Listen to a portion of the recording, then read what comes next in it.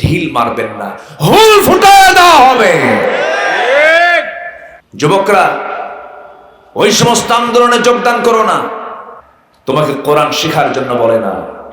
তোমার হাতে অস্ত্র তুলে দেয়, তোমার হাতে ইয়াবা মদের বোতল তুলে দেয়, ওই সমস্ত নেতৃত্বের মুখে আমরা জুতা মারি, থুতু মারি।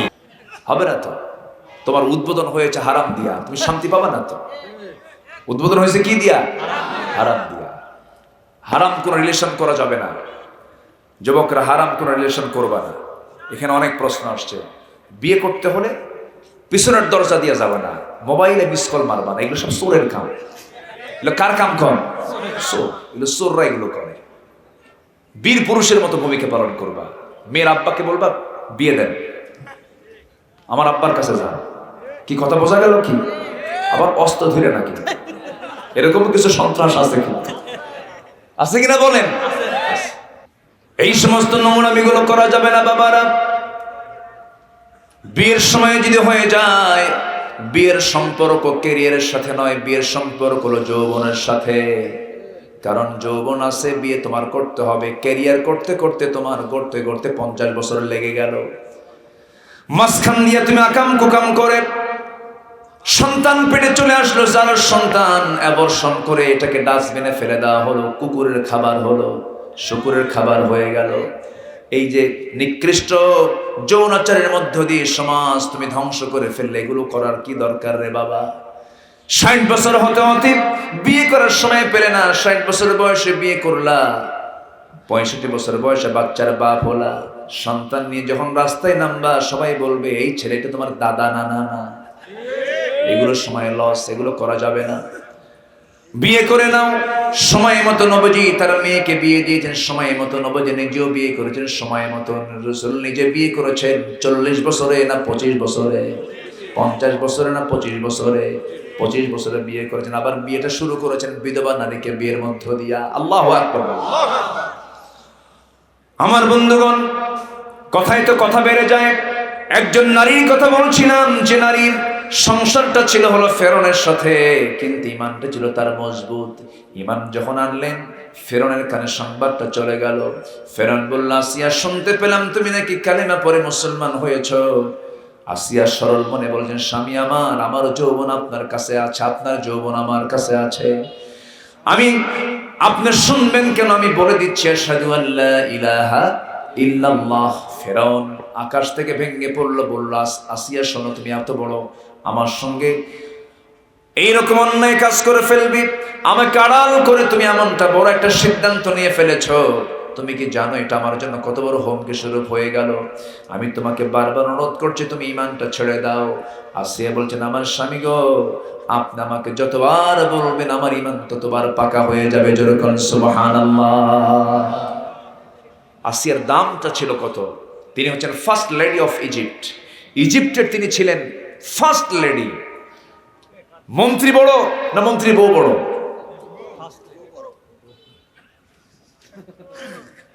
তাই তো, কোন অংশ কম না। কিন্তু মন্ত্রীকে ম্যানেজ করার জন্য, মন্ত্রীর বইয়ের খুশি করার জন্য ফ্রিজ পাঠায় দেয়। আছে না নাই? মন্ত্রীর হাতে আসতেছে না, এখন কি করা যায়? দাও 3 ভরি স্বর্ণের একটা পেটা চেন দিয়ে দাও, এমনি সাইজ হয়ে যাবে। আছে না? আসতে বলবেন না, আছে না নাই? বউ। আমার বন্ধুগণ, এত বড় গুরুত্বপূর্ণ পদ তিনি ছেড়ে দিলেন। ফার্স্ট লেডির পদ ছেড়ে দিলেন, দুনিয়ার আরামায়েশকে ছেড়ে দিলেন, দুনিয়ার সমস্ত নাজ নিয়ামত ছেড়ে দিয়া এই আলাইহিস সালাতু ওয়াস সালাম সব পদ মাইনাস করে আল্লাহর পথটা ধরে ফেললেন। ফেরাউন বলল, আসিয়া তুমি কি জানো তোমাকে কেমন করে দুনিয়া থেকে বিদায় করব? আসিয়া বলছেন, আমার স্বামী, আপনি আমাকে বিদায় করবেন, আপনি আমাকে হুমকি দেখাচ্ছেন। আপনি কতটুকু ভাবছেন জানি না, আমি আমার নাকের মধ্যে জান্নাতের ঘ্রাণ পেতেছি। কি মুহাব্বত আল্লাহর সঙ্গে তিনি করেছিলেন। সূরা তাহরিমের তাফসীরটা দেখবেন সবাই, কি ঈমান তিনি এনেছিলেন। আসিয়া আলাইহিস সালাতু ওয়াস সালাম শেষ পর্যন্ত ঈমানটাকে টিকে রাখলেন, মাঠে থেকে গেলেন, ঈমানের মাঠটাকে তিনি মজবুত রেখে গেলেন। শেষ পর্যন্ত যখন বলা হলো, আসিয়া আমার এক দাসী আছে, সে নাকি ঈমান এনেছে, আমি তাকেও তোর সামনে দুনিয়া থেকে বিদায় করব। দাসীটাকে নিয়ে আসা হলো, হাতের ভিতরে পায়ের মধ্যে পেরেক ঢুকায়া দিয়া চার হাত পা আটকে ফেলে, পেরেক দিয়ে আটকে ফেলে একটা করে অঙ্গ কাটা হয়, আর বলা হয় ইসলাম ছাড়বি কিনা বল। ওই দাসীর মুখ থেকে বের হয় লা ইলাহা ইল্লাল্লাহ, লা ইলাহা ইল্লাল্লাহ। শেষ পর্যন্ত তাকে দুনিয়া থেকে বিদায় করে দেওয়া হলো। এবার বলা হচ্ছে, আসিয়া এই দাসীর মতো তোরও দুনিয়া থেকে বিদায় করব।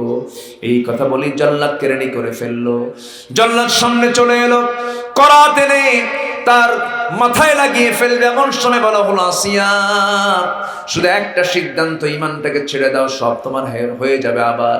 কিন্তু আসিয়া বলছেন, স্বামী আমার, আপনি আমাকে যে হুমকি দেখাচ্ছেন কোনো লাভ হবে না, আমি আল্লাহর দিদারে চলে যেতেছি। জোরে করুন সুবহানাল্লাহ। فمن كان يرجو لقاء ربه فليعمل عملا صالحا ولا يشرك بعبادة ربه أحدا। যারা আল্লাহর সঙ্গে সাক্ষাৎ করতে চায়, ঈমানটা যেন ভালো করে আনে, শিরকের কাজ যেন না করে। আসিয়া আলাইহিস সালাতু ওয়াস সালাম শেষ পর্যন্ত টিকে থাকলেন। করাত তার কপালে লাগিয়ে দেওয়া হলো, জান্নাত শুরু করে দিল তার মাথা থেকে পা পর্যন্ত। ওই করাত দিয়ে কেটে কেটে পায়ের দিকে নিয়ে আসবে। মাথা দিয়ে যখন শুরু করেছে, টপ টপ করে রক্ত পড়তেছে। আসিয়া আলাইহিস সালাতু ওয়াস সালামের দোয়া শুরু হয়ে গেছে। তিনি যে দোয়াটা পড়েছেন, সেই দোয়া আল্লাহ তাআলা সূরা তাহরিমে কোট করেছেন। এমন সুন্দর করে তিনি দোয়া করছেন, রব্বি বিনিলি ইনদাকা বাইতান ফিল জান্নাহ ওয়া নাজ্জিনি মিন ফিরআউনা ওয়া আমালিহি। আল্লাহ, তুমি আমার জন্য বানায় দাও ইনদাকা, তোমার কাছে, বাইতান একটা ঘর, ফিল জান্নাহ জান্নাতের মধ্যে। আল্লাহ, তুমি আমার জন্য একটা ঘর দিবা, বুয়ুতুন বহু বচন, বাইতুন এক বচন, একটা ঘর তুমি আমাকে দিবা। বেশি ঘর লাগবে না, কিন্তু সেই ঘরটা হওয়া চাই আল্লাহ তোমার ঘরের দেওয়ালের সাথে, তোমার ঘরের দেওয়ালের সাথে। আল্লাহকে তিনি এত কাছে টেনেছেন, এত কাছে টেনেছেন যে আল্লাহকে বলছেন, আল্লাহ তুমি ফেরাউন থেকে আমাকে বাঁচাও, আমাকে নিয়ে যাও, তোমার ঘরের সাথে আমাকে ছোট্ট একটা ঘর দিন, আমি আল্লাহ খুশি হয়ে যাব। আল্লাহ বলছেন, দুনিয়ার মুসলমান রে আমার, আসিয়া আমাকে কত কাছে টেনেছে, তোরা আসিয়ার মতো দোয়া কর। এই জন্য কোরআনের মধ্যে আসিয়ার দোয়াটা আমি ঢুকায় দিলাম। সুবহানাল্লাহ। আসিয়ার দোয়াটা আল্লাহ তাআলা কপি করে কোরআনে ঢুকায় দিয়েছেন। যেরকম আল্লাহু আকবার। আমার বন্ধুগণ, ঈমানের লালন তারা করেছেন, ঈমানের যত্ন তারা করেছেন। এরপরে আল্লাহ রাব্বুল আলামিন বলছেন, ইন্নামাল মুমিনুনা আল্লাযীনা আমানু বিল্লাহি ওয়া রাসূলিহি ওয়াজাহাদু ফি সাবিলিল্লাহি বিআমওয়ালিহিম ওয়া আনফুসিহিম ফি সাবিলিল্লাহি হুমুস সাদিকুন। জোরে বলুন আল্লাহু আকবার। নাম্বার 1 হলো ঈমান আনা। নাম্বার 2 হলো জিহাদ করা। যারা জিহাদ করবে মাল দিয়ে, জান দিয়ে, আল্লাহ তাআলা বলছেন এই দুইটা গুণ যদি অর্জন করতে পারো, আমি আল্লাহ তোমাদেরকে আমার দফতর থেকে সিদ্দিক খেতাব দিয়ে আমি তোমাকে জান্নাতের মেহমান বানায় নেব। কয়টা বলেন, কয়টা কাজ? একটা ঈমান আনা, একটা কি আনা বলেন? ঈমান আনা। আরেকটা কি বলেন? জিহাদ করা। অনেক ইমানদার আমার দেশে আছে, জিহাদকে মানে না। আসতে বলবেন না, আছে না নাই? কই জিহাদ কিসের রে? আছে না?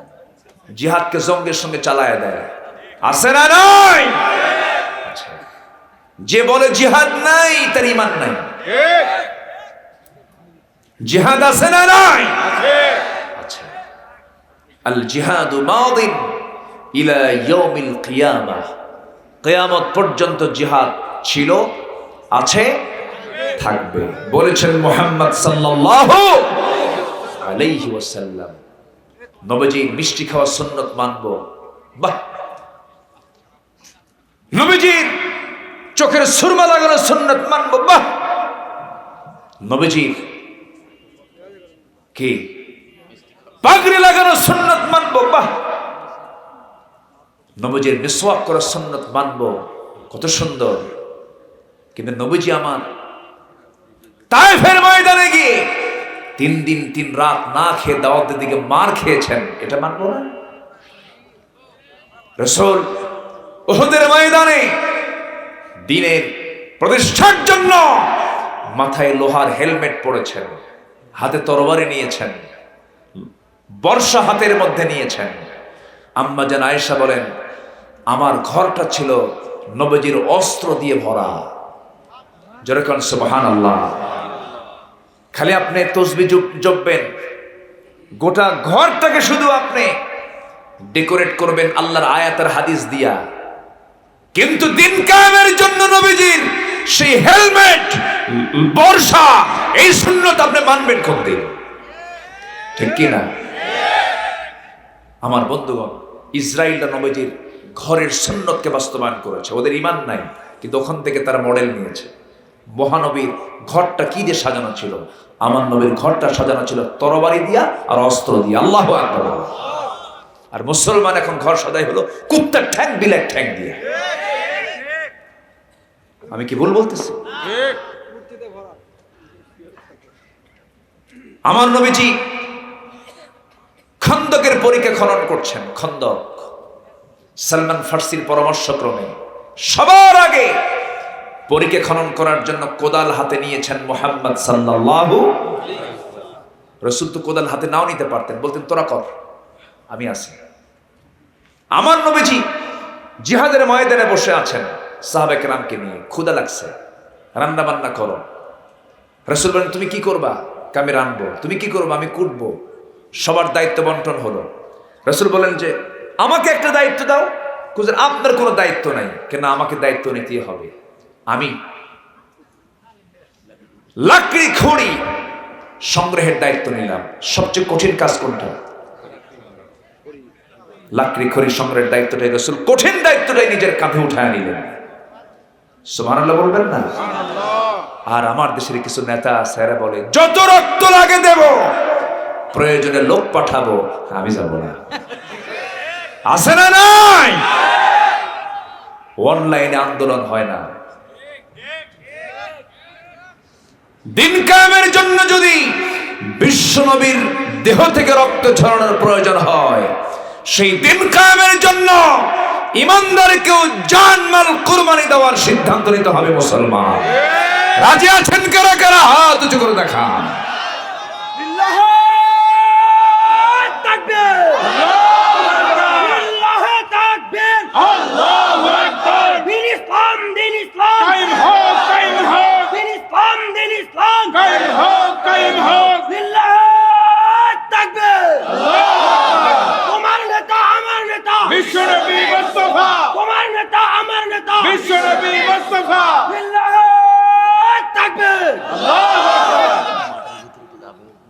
একটু পরে থাকেন শফিক ভাই, একটা লোক উঠবে না তো?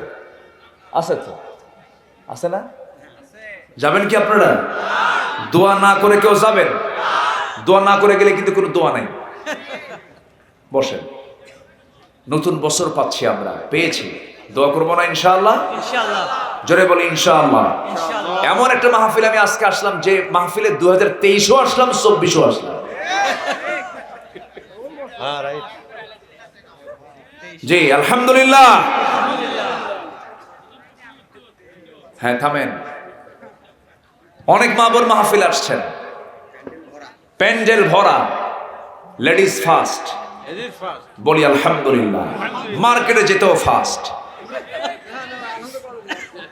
দেখছেন আলহামদুলিল্লাহ কইছে না? জি আমার নবীজি উহুদের ময়দান, কে না জানেন কথাগুলো। সব সাহাবায়ে কেরামকে নিয়ে বলেন, সাহাবীরা শোনো, উহুদের ময়দানে যেতে হচ্ছে, কারা কারা যাবে? সব প্রস্তুতি নিয়ে নিলেন। রাসূল রওনা দিলেন। সবার আগে ঘোড়া চালালেন মুহাম্মদ সাল্লাল্লাহু আলাইহি ওয়াসাল্লাম। সবার আগে গিয়ে পৌঁছলেন। মুনাফিকরা চিহ্নিত হলো। মুনাফিকরা বলল, আমরা এই অসম যুদ্ধে যাব না। কাফেররা 3000, আমরা 1000, যুদ্ধেই যাব না। রাসূল বলেন, তোরা যা, তোরা আউট হয়ে যা। মুনাফিক চিহ্নিত হলো নামাজে না জিহাদে? বলেন নামাজে না জিহাদে? ঈমান চেকের জায়গা মসজিদ শুধু নয়, ঈমান চেকের জায়গা হলো জিহাদের ময়দান।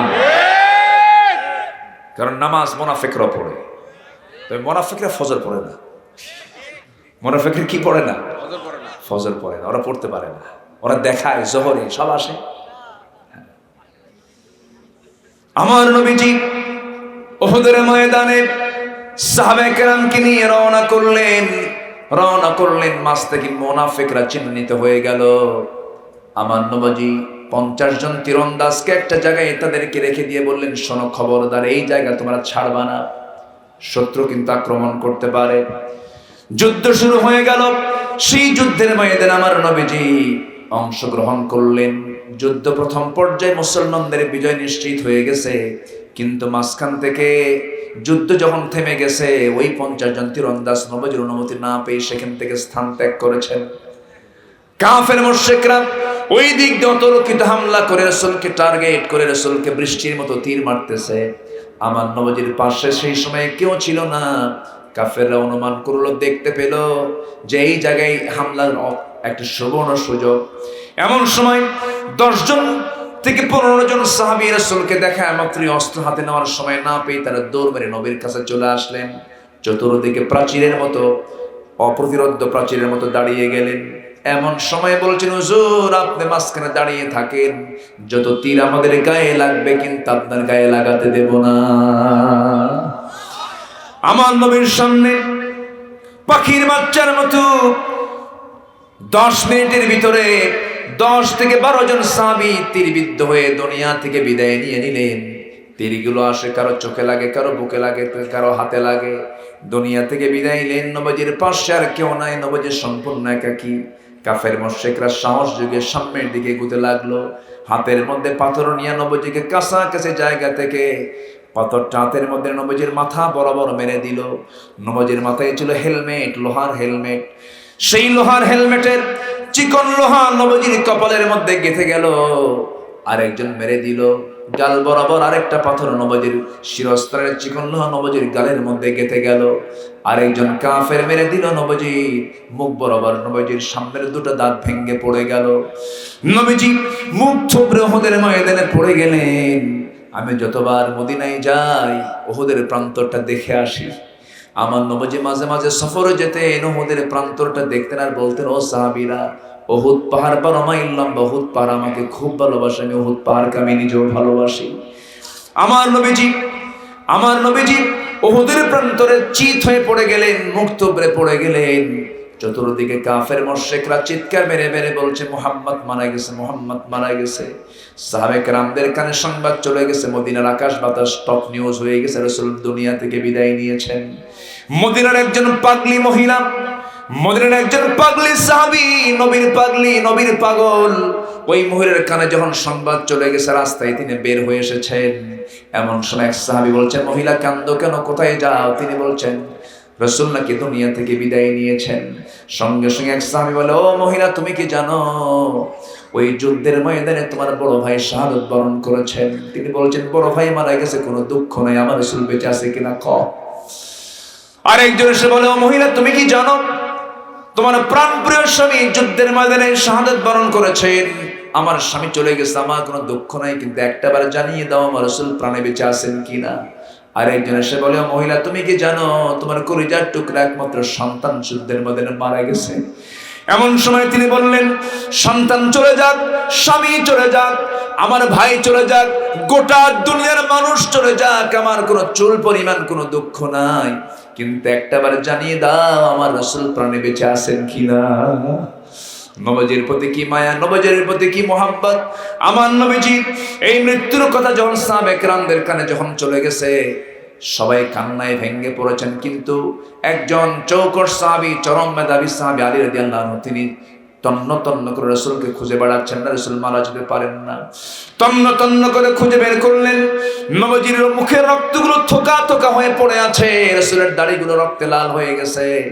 এমন সময় নবীজির সামনে হযরত আলী দাঁড়িয়ে বলছেন, ইয়া রাসূলুল্লাহ, আপনি কাফের মুশরিকদের জন্য লানত করুন। রাসূল বলছেন, না রে আলী, আমি কারো জন্য লানত করবো না, তবে একটা কথা জেনে রেখে দিও, ও আলী, আমার মুখের রক্ত জমিনে পড়েছে, এই জমিনেই দেখতে পাবে আল্লাহর দ্বীন উড্ডীন হয়েছে। জোরে কারণ সুবহানাল্লাহ, কালিমার পতাকা উড্ডীন হয়েছে। আমার নবীজি ওই সময় সাইয়েদনা আলী রাসূলকে কোলের মধ্যে উঠায় নিলেন। নবীজি শক্তি শূন্য হয়ে পড়েছেন, রক্ত শূন্য হয়ে পড়েছেন। সেই জায়গা থেকে তাকে উঠায় নিয়ে উঁচু জায়গায়, উঁচু টিলায় তাকে শোয়া দেওয়া হলো। উবাইদ ইবনুল জাররাহ নবীর পাশ শাস্তি করে বসে গেলেন। নবীজির কপাল থেকে লোহা বের করবেন, দাঁত দিয়ে টান মারলেন, সামনের দুটো দাঁত ভেঙে পড়ে গেল। এরপরে করলেন কি, শিরস্ত্রাণের চিকন লোহা বের করতে নিলেন। বের করতে নিয়ে ফিঙ্কি দিয়ে রক্তগুলো গড়ে গড়ে পড়তেছে। সাইয়েদনা উবাইদা তো করলেন কি, দুটো হাতের অঞ্জলি দিয়া রক্তগুলোকে হাতের মধ্যে নিয়ে রাসূলকে না জানি চুষে চুষে পান করছেন। রাসূল বলেন, উবাইদা কি পান করো হুজুর? আপনার রক্ত জমিনে কোন জায়গায় ফেলবো? বরকত মনে করে রক্তগুলো পান করে নিচ্ছি। রাসূল বলেন, উবাইদা রে, যে দেহে আমার রক্ত যাবে সেই দেহ জাহান্নামটা হারাম হয়ে যাবে। আমার নবীজির মাথায় হেলমেট বেঁধে দেওয়া হলো। কি বলে, আমার নবীর মাথায় সেই লোহার ফলাটা কপাল থেকে বের করে আমার নবীজিকে ব্যান্ডেজ করে দেওয়া হলো। নবীজির রক্ত পড়ছে গাল থেকে, দাঁতটা ভেঙে পড়ে আছে। নবীজির সেই দাঁত ভাঙ্গা অবস্থায়, নবীজি মৃত্যুর দিন পর্যন্ত দাঁত ভাঙ্গাই ছিল, তার মুখের সৌন্দর্য নষ্ট হয়ে গিয়েছিল। আমার নবীজি খন্দকের পরীকে খনন করতে গিয়ে কোদাল মারতে মারতে কোমরটা ভেঙে গিয়েছিল। নবীজি মরার আগ দিন পর্যন্ত কোমর সোজা করে দাঁড়াতে পারেন নাই। নবীজি মরার আগ পর্যন্ত সুন্দর দুটি দাঁত নিয়ে কথা বলতে পারেন নাই। আমার নবীর দিন কায়েমের জন্য যদি দাঁত ভাঙতে হয়, আমার নবীর দিন কায়েমের জন্য যদি কোমর ভাঙতে হয়, আমাদের সেই সুন্নাত জিন্দা করার দরকার আছে না নাই? ওয়াজাহাদু বিআমওয়ালিহিম ওয়া আনফুসিহিম ফি সাবিলিল্লাহ, জিহাদ যারা করবে মাল দিয়ে, জান দিয়ে, উলাইকা হুমুস সাদিকুন, এই সমস্ত বান্দাগুলো আমি আল্লাহ আমার দফতর থেকে আমি তাদেরকে সিদ্দিক খেতাব দিয়ে, নবীদের সঙ্গে আমি তাদেরকে জান্নাত দিয়ে দেব। জোরে করেন সুবহানাল্লাহ। আল্লাহ কবুল করুন, আল্লাহ কবুল করুন, আল্লাহ কবুল করুন। আল্লাহ মাদের পর্দায় থাকার তৌফিক দান করুন। আল্লাহ সকল ভাইকে 5 ওয়াক্ত নামাজি বানান। আল্লাহ সকল ভাইকে গুনাহ কবিরা থেকে বাঁচান। সকল প্রকার কবিরা গুনাহ থেকে আল্লাহ তাআলা আমাদেরকে হেফাজত করুন। সকল হারাম উপার্জন থেকে, হারাম পথ থেকে আল্লাহ তাআলা আমাদেরকে বাঁচান। জোরে বলি আল্লাহুম্মা আমিন। সবাই নামাজের মতো করে বসবো, নামাজের মতো করে তাশাহুদের সূরাতে আমরা বসবো। এখানে কিছু প্রশ্ন আসছে। হুজুর, মহিলারা ছেলেদেরকে সালাম দিতে পারবে কি? মহিলারা ছেলেদেরকে সালাম দিতে পারবে কি? কোন মহিলা, কি ধরনের মহিলা? এখানে প্রশ্ন আছে। তো যদি ফিতনা হয়, এখন তো ম্যাক্সিমাম, এই ওঠে কে দেখেন তো, ওঠে কে? বসেন বসেন ভাই, বসেন। হ্যাঁ, এখন তো ম্যাক্সিমাম বড় বড় অফিসের রিসেপশনে বসে থেকে পুরুষ না মহিলা? ওদের চাকরি কি করতো না? ওদের চাকরি কি সালাম দেওয়া না? ও আচ্ছা আচ্ছা, আমি উত্তর দিচ্ছি। জি আলহামদুলিল্লাহ। আমি এতক্ষণ আপনাদেরকে ডিস্টার্ব করিনি, একটু ডিস্টার্ব করব। যদি ডিস্টার্ব মনে করেন আর যদি ইবাদত মনে করেন তাহলে খুশি হবেন। দান করা কি ডিস্টার্ব না ইবাদত? দেখেন কি আস্তে কর। দান করা কি বলেন? ইবাদত কি মনে হয় তো নাকি? এটা আর্থিক ইবাদত। অনেকক্ষণ ধরে আমার এই মাহফিলের অনেক ভলেন্টিয়াররা তার অপেক্ষার প্রহর গুনছেন, হুজুর কখন বলবেন। আমি বলিনি, আমি আলোচনা শেষে বলবো। আমি এটা প্ল্যান করেছি। তো চাদর অথবা ব্যাগ যদি আপনার কাছে যায়, আমরা কি ফেরত দেব না কিছু দেব? ফেরত দেব না কিছু দেব? হোক সেটা অল্প টাকা, যেটাই হোক না কেন, আমরা দিল থেকে অবশ্যই দেওয়ার চেষ্টা করব। জোরে বলি ইনশাআল্লাহ। চাদর যাচ্ছে, ব্যাগ যাচ্ছে কোথায়? হ্যাঁ, ব্যাগ যাচ্ছে। যদি কারো কাছে টাকা না থাকে ভিন্ন কথা, কোনো সমস্যা। টাকা আছে, দিবেন না, আল্লাহ কৃপণ হয়ে যাবেন আপনার ক্ষেত্রে। টাকা যদি থাকে দিতেই হবে। আপনি দিবেন, আল্লাহ আপনাকে দিবেন। আপনি দিবেন না, আল্লাহ আপনাকে দিবেন না। সবাই দিতে হবে। যদি কারো কাছে টাকা না থাকে, যদি বিড়ি থাকে বিড়িও দেন, দেন তো। হ্যাঁ, আমি দেওয়ার গুরুত্ব দেওয়ার জন্য বললাম, আমার বিড়ি চাইনি। কিন্তু আমরা যে যা পারি আমরা দেব ইনশাআল্লাহ। আমাদের এমপি মহোদয় কত দিয়ে গেছে? আপনার মতো কাউন্সিলর এমপি মহোদয় কি একরকম হয়? তাই পরবর্তীতে দেবেন ইনশাআল্লাহ। আমাদের কাউন্সিলর মহোদয় তিনি দিয়েছেন 20,000 টাকা। যেরকম মারহাবা, আল্লাহ কবুল করুন। জোরে বলি আল্লাহুম্মা আমিন। আচ্ছা, আর কে আছেন? আমরা সবাই দেব। এখানে বিশেষভাবে যদি কেউ দিতে চান 10,000 20,000 টাকা এরকম করে যদি কেউ দিতে চান দিতে পারবেন। আল্লাহ তুমি সবাইকে দিল থেকে দেওয়ার তৌফিক দাও। জোরে বলি আল্লাহুম্মা আমিন। জিকির করি সুবহানাল্লাহ, আলহামদুলিল্লাহ, লা ইলাহা ইল্লাল্লাহ, সুবহানাল্লাহ, আলহামদুলিল্লাহ, লা ইলাহা ইল্লাল্লাহ। আর জোরে সুবহানাল্লাহ আলহামদুলিল্লাহ। দানের দিক থেকে আমরা মনে হয় আজকে আশা করব মাদের দানটাই বেশি হবে। জোরে বলি ইনশাআল্লাহ। আল্লাহ দিয়ে মাদেরকে বেশি বেশি করে দেওয়ার তৌফিক দাও। জোরে বলি আমিন। সবাই বসুন, কেউ উঠবেন না। আমাদের শেষ কাজ হবে কি বলেন তো? মোনাজাত। আমরা একসঙ্গে দোয়া করে মোনাজাত করে এখান থেকে দুনিয়া থেকে কি বলে মাহফিল থেকে বিদায় নেব। সুষ্ঠুভাবে নিরাপদে যেন বাড়ি পর্যন্ত ফিরতে পারে আল্লাহ তাআলা এই তৌফিক সবাইকে দান করুন। জোরে বলি আল্লাহুম্মা আমিন। আচ্ছা, আর কে আছেন? ইনশাআল্লাহ আমরা সবাই দেব। তো মহিলাকে কোনো পুরুষ সালাম দিতে পারবে কিনা? যদি ফিতনা না থাকে, যদি ফিতনা না থাকে তাহলে সালাম দেওয়া যাবে। যদি ফিতনা আশঙ্কা থাকে, ধরেন শুধু খালাম্মাকে ঘন ঘন সালাম দেয়, মানে খালাতো বোন একটা আছে, বলেন লক্ষণ কি ভালো? বলেন তো লক্ষণ ভালো না, এটা দেওয়া যাবে না। আচ্ছা, এরপরে প্রশ্ন আসছে ভিডিও করা জায়েজ আছে কিনা। দেখছেন, সব ভিডিও করা শেষ, এরপরে প্রশ্ন করছে ভিডিও করা জায়েজ আছে।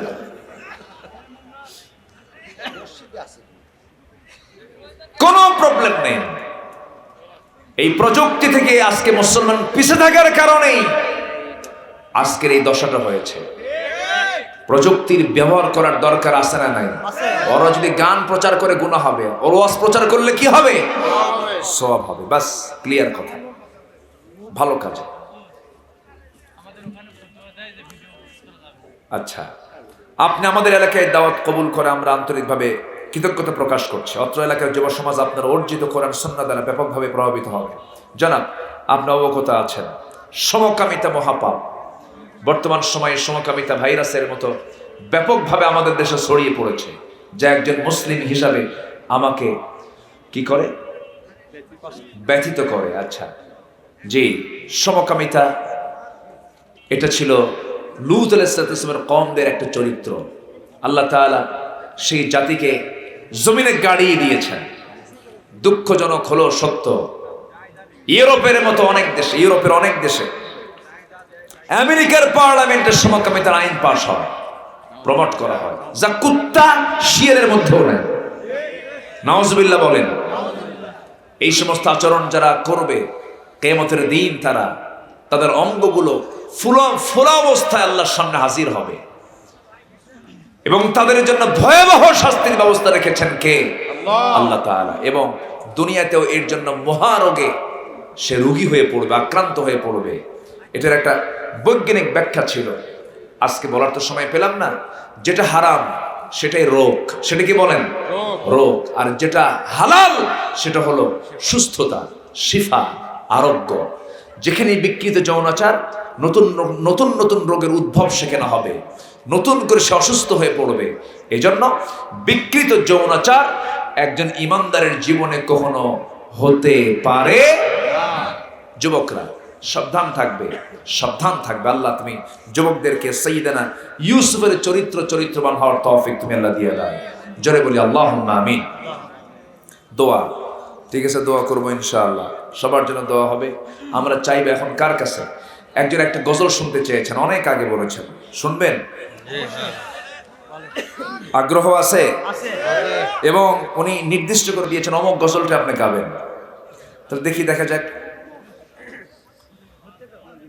ধৈর্য ধারণ করার শক্তি দাও গো মেহেরবান আমায়, দাও গো মেহেরবান। ধৈর্য ধারণ করার শক্তি দাও গো মেহেরবান আমায়, দাও গো মেহেরবান। বুকের ভেতর ব্যথার নদী বইছে অবিরাম, বইছে অবিরাম। আধার আমার আলো দিয়ে কানাই কানা আধার আমার আলো দিয়ে কানাই কানাই দাও ভরিয়ে অন্তর জোড়ে দাও গো প্রভু অন্তর জোড়ে দাও গো প্রভু ভোরের পাখির গান বুকের ভেতর ব্যথার নদী বইছে অবিরাম বইছে বইছে অবিরাম ফাগুন কেড়ে নেয়া চতুর আষাঢ় করে দাও গাছ গাছালির শীতল ছায়ায় জীবন ভরে দাও আমার জীবন ভরে দাও আমার ধুধু মরুর দেশে দাও গো জোয়ার ভাটার শেষে আমার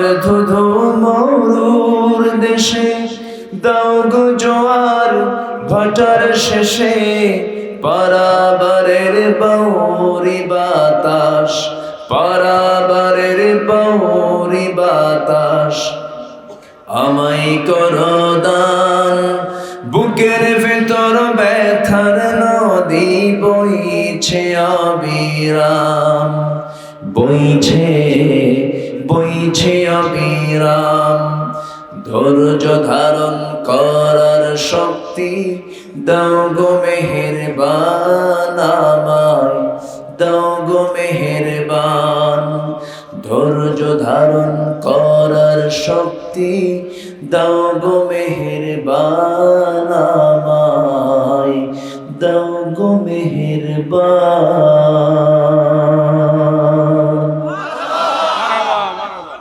ঠিক আছে কেরাত কেরাত একটা কেরাত শুনবেন আরো শুনবেন স্বর্ণপদক প্রাপ্ত কারি অবশ্যই একটা আচ্ছা কেরাত শুনতে হবে তাহলে একটা গজল আরেকটা শোনায় দিই আচ্ছা ঠিক আছে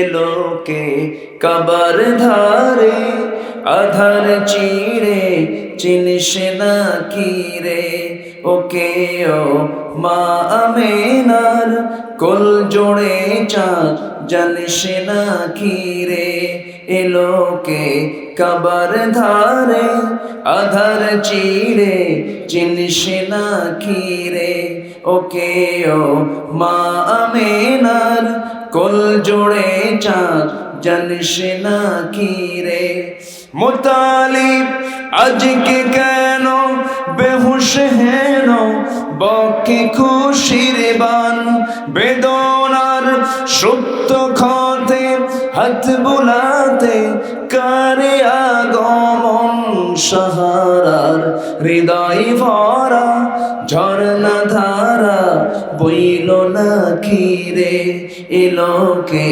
কাবার ধারে আধার চিড়ে চিনিস না খিরে আমিও সেই সে নবীর দীপ্ত রবির আশিক দিওয়ানা রাহে তার যা কিছু সব বিলা হিসাব দেবই নজরানা জিহাদের ময়দানে তাই যাই চলে যাই স্বপ্ন আখিরে এলোকে কাবার ধারে আধার চিড়ে চিনিস না খিরে ওকে ও মা আমেনার কোল জোড়ে চাঁদ জানিস না খিরে জানিস না খিরে জানিস না খিরে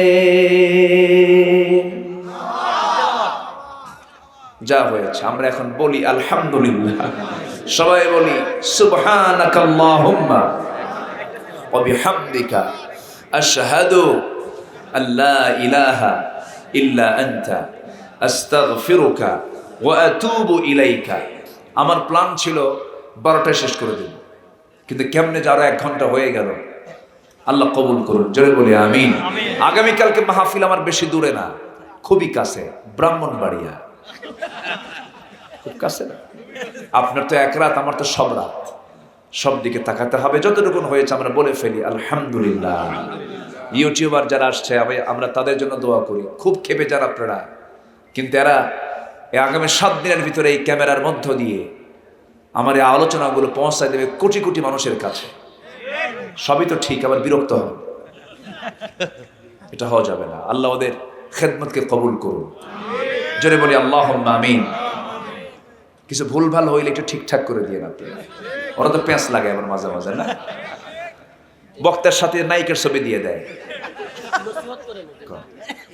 হ্যাঁ না, ঠিক আছে, তারা এমন থাম্বনেইল দিবেন না যেটা প্রবলেম হয়, খুব স্বাভাবিক মর্যাদা দিয়ে দিবেন। এ হুজুর কি দেখালেন, আসলে এরকম আছে, হুজুর মঞ্চে কি করলেন, এই যে আজে বাজে কিছু কিছু, সবাই না, কিছু এরকম করা হয় না, দরকার নাই। সুন্দর করে আল্লাহ যদি আপনার মধ্যে বরকত দেন, কিছু লাগে না, কিছু লাগে বলেন তো, কিছু লাগে না। আসুন আমরা যতটুকুন বলেছি আমরা আমল করি, শুনবো যতটুকু, আমল করবো তার চেয়ে কম না বেশি। আমার মেহেদি ভাইয়ের জন্য দোয়া চাই, দোয়া করবেন না? আলহামদুলিল্লাহ। আসুন আমরা আল্লাহর কাছে চাবো। আব্দুল সামাদ আপনি দোয়া করেন, আমি দোয়া করব? আচ্ছা জি, আল্লাহর কাছে চাই আমরা, আল্লাহুম্মা আমিন। রব্বানা যালামনা আনফুসানা ওয়া ইল্লাম তাগফির লানা ওয়া তারহামনা লানাকুনান্না মিনাল খাসিরিন। ربنا لا تزغ قلوبنا بعد إذ هديتنا وهب لنا من لدنك رحمة إنك أنت الوهاب। গভীরাত নিঝুমরাত নিভানো রাত্রিতে হাজারো মুসলমান নরনারীকে নিয়ে তোমার কালাম থেকে কিছু কথা বলেছি। তোমার দফতর থেকে তুমি কাদেরকে তোমার সনদ দিতে চাও, কোন কোন গুণ অর্জন করলে পরে তোমার দফতর থেকে সনদ পাওয়া যাবে, আল্লাহ এই বিষয়ে কিছু কথা বললাম। তোমার শাহী দরবারে কাঙ্গাল ফিকিরের মতো শেষে এসে দুটো হাত পেতে আছি। গুনার দিকে নজর দিও না, বান্দা মনে করে তামাম জীবনের সমস্ত গুনাহগুলোকে মাফ করে দাও। জনম দুঃখিনী মা যারা বিদায় নিলেন, জিন্দেগির গুনাহগুলো মাফ করে দাও, কবরগুলোকে জান্নাতের টুকরা বানায়া দাও। আব্বা আম্মার জন্য কি দোয়া তাও শিখিয়ে দিয়েছো। রব্বির হামহুমা কামা রব্বায়ানি সগীরা, রব্বির হামহুমা কামা রব্বায়ানি সগীরা। অনেক আলোচনা শেষ করে বাড়ি ফিরে যাব রে, বাড়িতে ফিরে গিয়ে সব দেখবো, কিন্তু মার সেই মায়াবী চেহারা দেখতে পাবো না রে। যে মার দিকে তাকালে সওয়াব পাওয়া যায়, যে বাবার দিকে তাকালে সওয়াব পাওয়া যায়, সে আব্বা আম্মা যারা চলে গেল, জিন্দেগির গুনাহগুলো মাফ করো, কবরগুলোকে জান্নাতের বাগিচা বানায়া দাও। আব্বা আম্মার জন্য কি দোয়া তাও শিখিয়ে দিয়েছো, আব্বা আম্মার জন্য কি দোয়া তাও তুমি জানিয়ে দিয়েছো। সবাই চক্ষু বন্ধ করুন, তোমার বান্দাগুলো কি এমন সময় হাত তুলেছি যে সময় মুসলমানদের পায়ের তলায় মাটি নাই, মুসলমানদের বাইতুল আকসা তুমি আল্লাহ মুসলমানদের হাতে তুলে দাও। আয় আল্লাহ তাআলা এই ক্রান্তি লগ্নে মুসলমানদেরকে একটা প্ল্যাটফর্মে আসার তৌফিক দিয়ে দাও, ভ্রাতৃত্বের বন্ধনটাকে মজবুত বানায়া দাও। আল্লাহ আমার ডানে বামে সামনে পিছনে যত বান্দারা হাত তুলেছেন, যারা যা চাওয়া তুমি আল্লাহ পাওয়া করে দিও। আমার মা বোন যারা হাত তুলেছেন, যারা যা চাওয়া তুমি আল্লাহ পাওয়া করে দিও। এই দুনিয়া ছেড়ে কোন দিন বিদায় নেব জানি না রে আল্লাহ, কোন দিন মরব জানি না, মরতে যখন হবে তুমি আল্লাহ শহীদি মওত কপালে জুটাইয়া দিও। কোন দিন মরব কেউ তো বলতে পারি না, হিসাবটা জটিল না করে সহজ করে দিও। হাসিবনি হিসাবান ইয়াসিরা ইয়া মুকাল্লিবাল কুলুব ثبت قلبي على دينك ثبت قلبي على دينك ثبت قلبي على دينك। আয় আল্লাহ তাআলা নিশিন্দারা এই জামে মসজিদের উদ্যোগের এই মাহফিল 29 বছর পূর্ণ হয়ে গেল। মুরব্বীরা অনেকেই দুনিয়াতে নাই, কিন্তু মাহফিলটা সাজিয়ে গিয়েছেন তারা। কবরগুলোকে জান্নাতের টুকরা বানায়া দাও, এই গ্রামের প্রত্যেকটা ঘরকে ইসলামের দুর্গ বানায়া দাও। আমার শফিক ভাইকে কবুল করো, মেহেদি ভাইকে কবুল করো, আমার আব্দুল সামাদ ভাইকে কবুল করো। সবার নাম তো আমার জানা নাই, যার যা চাওয়া তুমি আল্লাহ পাওয়া করে দিও। আয় আল্লাহ তাআলা আমার মুখে নাম হয়তো বলতে পারছি না, কিন্তু তোমার তালিকায় তো সবার নামগুলো রয়ে গেছে আল্লাহ। যার যার চাওয়া তুমি আল্লাহ দয়া করে পাওয়া করে দিও আল্লাহ। এই দুনিয়া ছেড়ে একদিন বিদায় নেব, এই দুনিয়া ছেড়ে একদিন বিদায় নেব রে আল্লাহ। টেনে হেঁচড়ে কবরের দিকে নিয়ে চলে যাবে। শ্রীগাল পোকামাকড়ের বসবাস এই কবরের ভিতরে, আমাকে টেনে হেঁচড়ে কবরের দিকে নিয়ে যাবে রে, কবরে শোয়ে দেবে, বাঁশ চাপা দেবে, মাটি চাপা দেবে, কবরে রেখে আসবে চিরদিনের মতো। 24 ঘন্টা যাবে না, মাথার চুলগুলো খসে খসে পড়বে। 3 দিন যাবে না, চামড়াগুলো গলে গলে পোকার পেটের খাবার হয়ে যাবে। মাত্র 7টা দিন পেটের নারী ভরে সব চোখ মুখ কান নাক দিয়ে বের হতে থাকবে, কিম্ভূত কিমাকার চেহারা হয়ে যাবে। আল্লাহ তোমার কাছে ফরিয়াদ করি, তোমার কাছে ফরিয়াদ করি। 3টা মাসের ব্যবধান কবর খনন করে দেখা যাবে কয়েকটা হাড় ছাড়া গায়ে আর কিচ্ছু নাই রে। এই তো দুনিয়ার নিয়ম, এই তো দুনিয়ার সমস্ত রুটিন।